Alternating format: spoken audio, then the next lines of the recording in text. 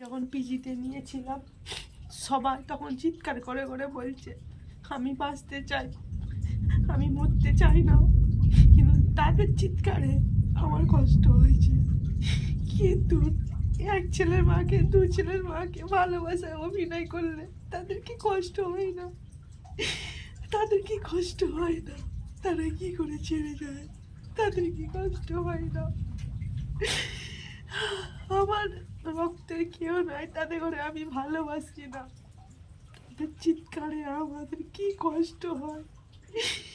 একটা করে চোখের জল ফেললে আমাদের দেখে নিজেদের চোখের জল বেরিয়ে পড়ে, কিন্তু সেই গানকে ছেড়ে দেয় ভালোবাসা অভিনয় করে দড়ি হাতে নিয়ে চলে যায়।